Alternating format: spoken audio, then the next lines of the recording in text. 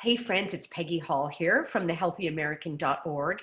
And you healthy Americans are amazing. After I did my part 1 of lockdown language, you gave me so many ideas for a part 2, and that's what I want to cover right now. Language is very important.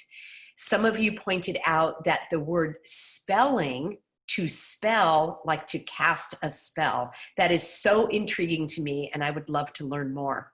Let's look at round 2. I have a deck of cards here, and one word that came to mind to me early on when they started renaming the Wuhan flu, you know, like we had the Middle East respiratory disease, that was MERS.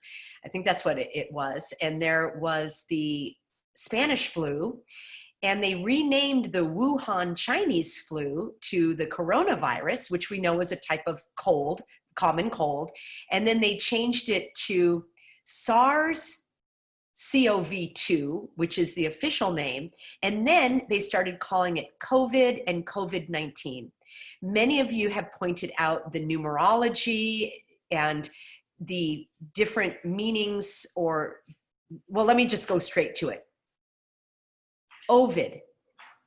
I know that's not the same word as COVID, but it's very close to the word COVID.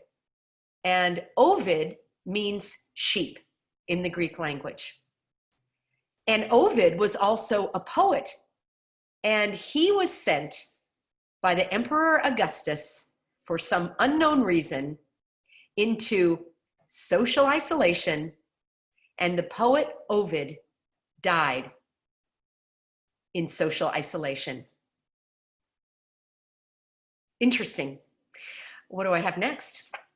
Oh, flatten the curve. Many of you said this was one of your most bothersome phrases. And it brings to mind, and this is not the place for the debate, but it brings to mind the flat earth, like flat, flatten. And I know that the powers that be like to play with language, and there's an expression of ridiculing people or rubbing their nose in it. And when I heard on the news about the unmasking of Flynn, it also rubbed me the wrong way, because we were in the whole mask debate. And adding to that is the I can't breathe meme and battle cry, which is also a type of ridicule for those of us that can't breathe when we are wearing a mask. So you know that all of this is tied together. And the flatten the curve, you know, how do you flatten a curve? That's one of those strange oxymorons. And to me, it just made me think of, you know, the globe and the flat earth. What do you think? Love to hear your comments below. Some of you mentioned this word, heroes. And heroes being used to describe the essential workers at the grocery stores. They are the heroes, and the medical professionals are the heroes. And I would like to know your take on this. And I want to share with you something that was very concerning to me early on. A friend of mine who lives in England sent me a link to a flyer that instructed all of the public to stand outside at a given time and wave and clap as the ambulances and the healthcare workers, perhaps the sheriff or the firemen, were driving by.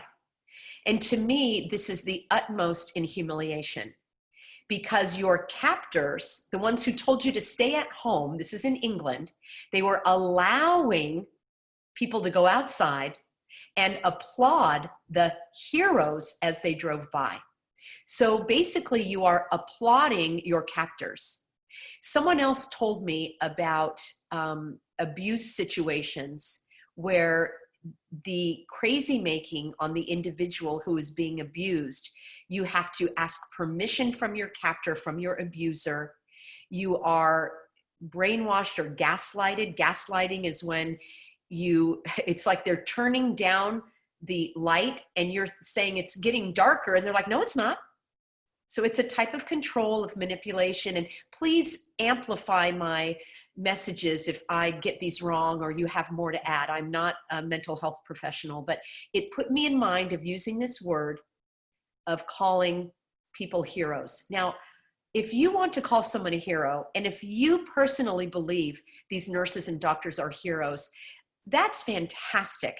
If you believe that the firemen and the grocery store cashiers are heroes, that is your opinion, and you are welcome to it, of course.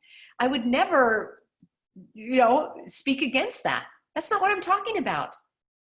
I'm talking about the government telling you to worship these individuals as heroes. That's what I'm talking about. That the government is elevating one profession or position over another. I personally do not care to elevate one individual or one profession higher than another. Are they educated? Have they put in time and effort and money? Absolutely, as I'm sure you have on your job. I personally do not elevate one profession higher than another.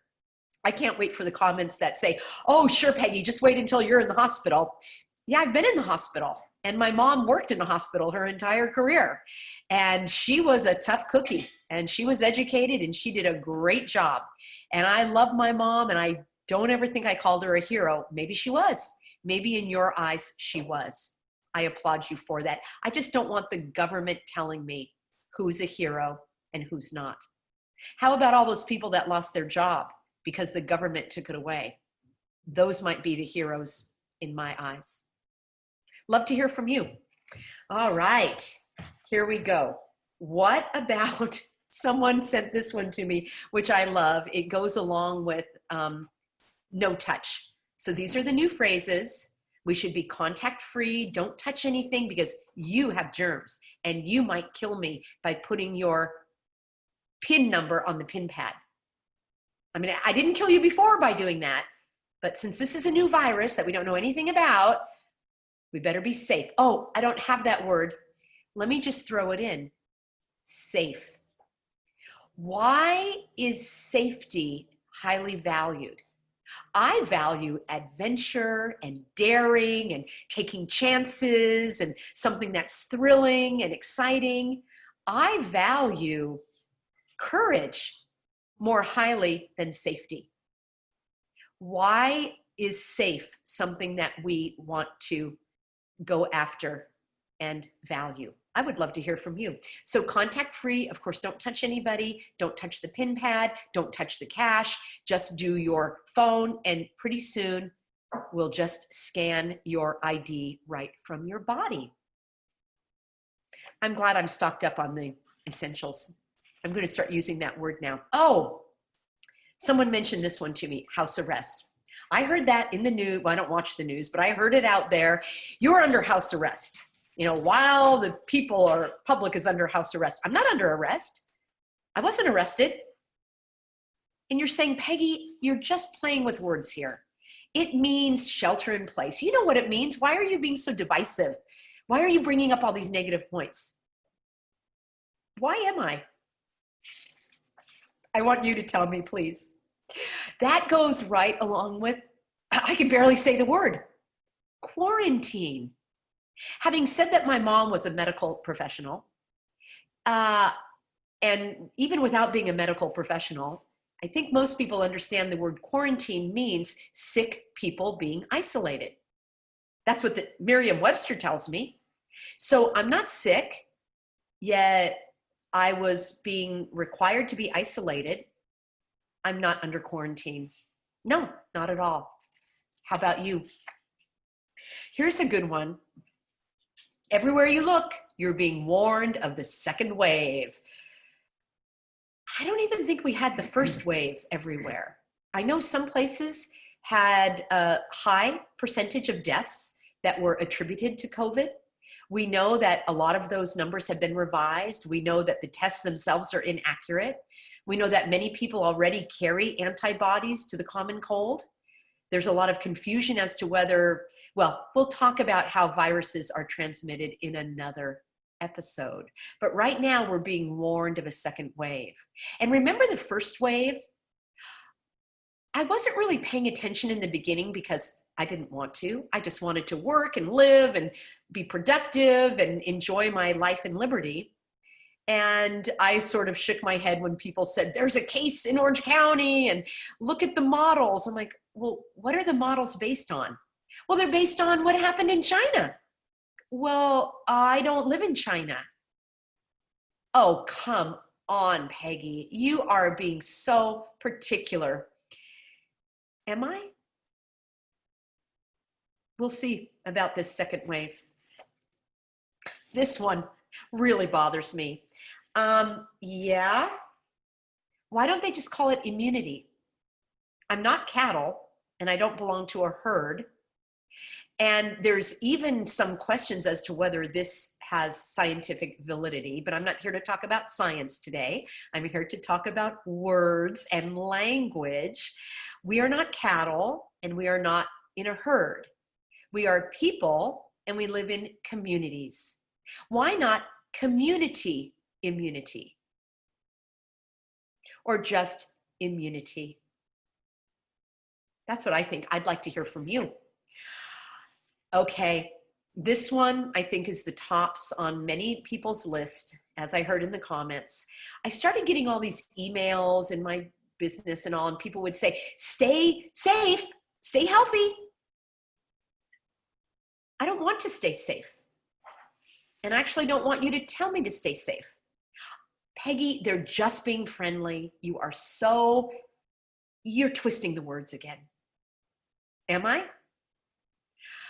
Personally, I would rather, and some of you gave me really great comments, stay free. Someone said, stay sane. I like that one.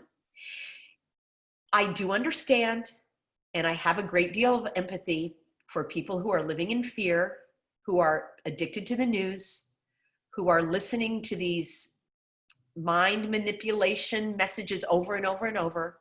And I even had a person email me and say, you know it's dangerous. We hear it all day long. I said, you know what? You are absolutely right. We hear it all day long. So I think I'm going to rip up all these cards except for this one. This is a word we actually haven't been hearing that much about in the news, or maybe it's just me because I don't watch the news. This word seems to be absent from our daily conversations and media and social media and so forth. What I would love is to hear from you in a comment below. What does this word mean to you? How do you define freedom? And when you're having those troublesome conversations with people about you're being selfish and you should do these health behaviors for me, you're not protecting yourself, you're protecting me, you're sending a signal that you care about other people, aren't you a Christian, don't you have a heart, how can you be so callous? I know about those troublesome conversations. And again, my heart goes out to those that are living in fear and anger and panic and paranoia, because that's what's driving those conversations. So perhaps introducing this word freedom into the conversation and asking that person, I got a question for you. How do you define freedom? And you let them answer. And then please let me know in a comment below. I cannot tell you how much fun I am having connecting with all of you here at The Healthy American. If you would like to connect with me at the website, thehealthyamerican.org, you can get my emails. I can connect you with people in your community. I can let you know about all of the latest tips and action steps. And most of all, I just want to stay connected with you. So thank you, everybody. I look forward to reading your comments, and I will be back with you very shortly with another video to help us share ideas on how to live life fully and freely.